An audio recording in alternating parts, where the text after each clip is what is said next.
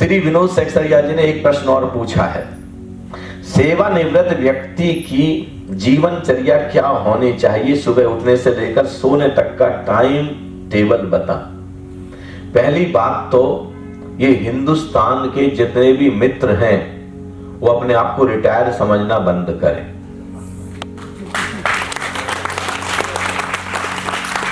जानते हो, जब आपको लगता है अब हम रिटायर हो गए तो ऐसा लगता है जैसे हम गए काम से, दुनिया से गए।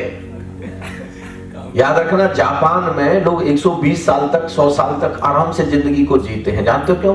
There is no retirement age in Japan. आप एक विभाग से सेवानिवृत्त होते हैं और देश के लिए कोई दूसरा कार्य करना शुरू कर देते हैं। सेवानिवृत्त का मतलब है जब मेरे माध्यम से कोई सेवा होनी बंद हो गई।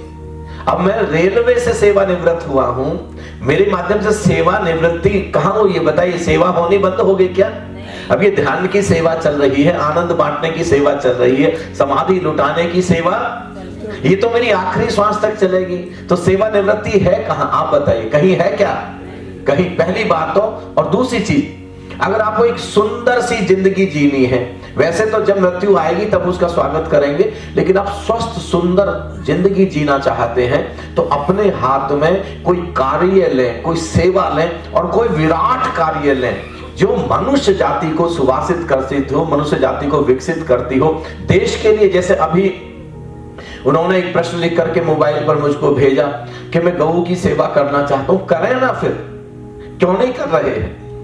भगवान गौतम बुद्ध एक बार प्रवचन करने के लिए आए हैं और हजारों लोग उनके प्रवचन को सुनने के लिए बैठे हैं। तभी गौतम बुद्ध सामने उनका शिष्य बैठा है सारीपुत्र। सारीपुत्र को देखा उन्होंने, अचानक निगाह उनकी सारीपुत्र पर चली गई और सारीपुत्र को देख करके अचानक वो तीखी मुस्कान मुस्काए।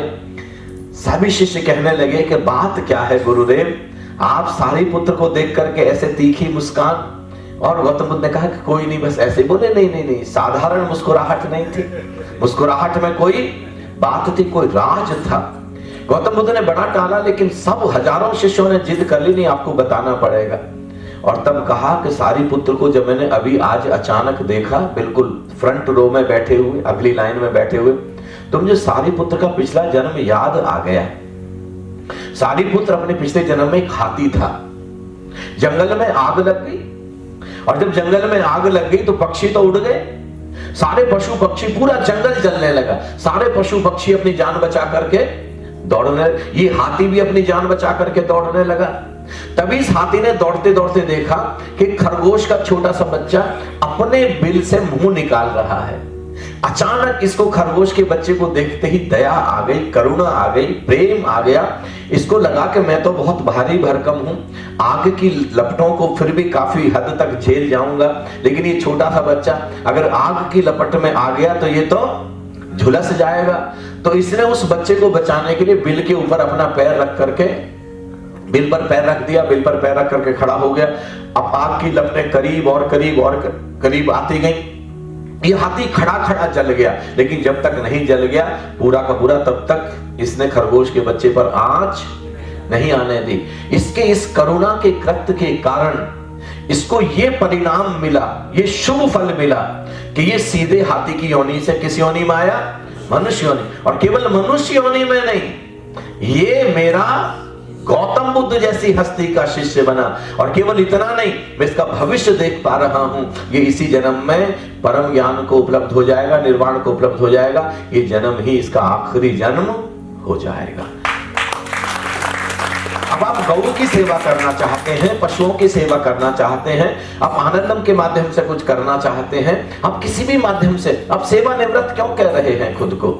आप कुछ करें, आप कुछ घंटे निर्धारित करें कि ये तो मुझे मनुष्य जाति के लिए देने, समाज के लिए देने, देश के लिए देने, बच्चों को पढ़ाएं जाकर, बच्चों को मोटिवेट करें।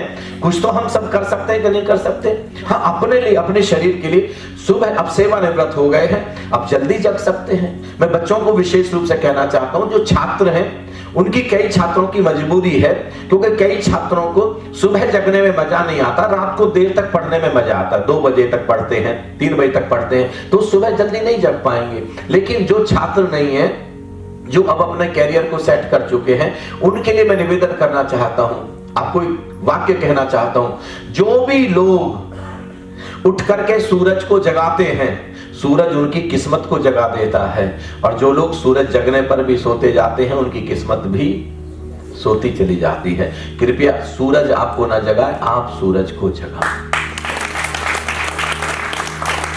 सूर्योदय से पहले जग जाएं, आप आसन करें, प्राणायाम करें, पार्क में चले जाएं, घूमने चले जाएं, और हो सकता है आप ग्रुप बना लें, और ग्रुप बना करके, एक संघ बना करके लोगों को आसन कराएं, प्राणायाम कराएं, घर घर तक संदेश पहुंचाएं अच्छी सेहत का, लोगों को भोजन करने का तरीका बताएं, कुछ बताएं आप। उसके बाद में आपके पास समय है, घंटे, 2 घंटे, 3 घंटे आप समाधि कर सकते हैं, ध्यान में डुबकी लगा सकते हैं। फिर आप पढ़ें, कुछ अच्छा पढ़ें, कुछ अच्छी किताबें पढ़ें, और अच्छी किताबें पढ़ पढ़ करके आप क्या कर सकते हैं, देश के लिए, दुनिया के लिए सोचना शुरू करें। दिन में जो अपना समय ज्यादा नींद, देखो अब सेवानिवृत्त लोगों के साथ क्या होता है, ये लोग दिन में जब देखो बिस्तर पर लेट जाते हैं, जब देखो बिस्तर पर, तो इनको बीच बीच में नींद आ जाएगी। तो नींद की एक सीमा है, जब आप दिन में कई बार सो लेंगे तो रात में जब आप सोने जाएंगे तो आपको नींद आसानी से आए। फिर आप करवटें बदलते रहेंगे, फिर घर के लोगों को परेशान करेंगे, कुछ हनुमान चालीसा पढ़ने लगेंगे 2 बजे रात को, कुछ ने। अब घर के लोग तो बिना बात परेशान होंगे ना साहब। तो आप दिन में कुछ ऐसा सुंदर सा कार्य करें जिसकी वजह से मनुष्य जाति का कुछ भला हो, कुछ लाभ हो। शाम को फिर आप एक्सरसाइज करें, फिर प्राणायाम करें, फिर वॉक करें, और फिर आप फिर ध्यान करें, समाधि करें। जल्दी से भोजन, सूरज छिपने से पहले पहले भोजन कर लें, और भोजन करने के बाद भी कम से कम 1000 कदम जरूर चलें। और रात जब सोएं तो समाधि करने के बाद ही सोएं, वज्रासन करने के बाद ही सोएं। पूरे दिन भर को होश से भरें, प्रेम से भरें, दिव्यता से भरें, भगवत्ता से भरें, और लोगों को दिव्यता को, भगवत्ता को उपलब्ध होने में मदद करें। इससे सुंदर दिनचर्या और कोई नहीं हो सकती। Let's acknowledge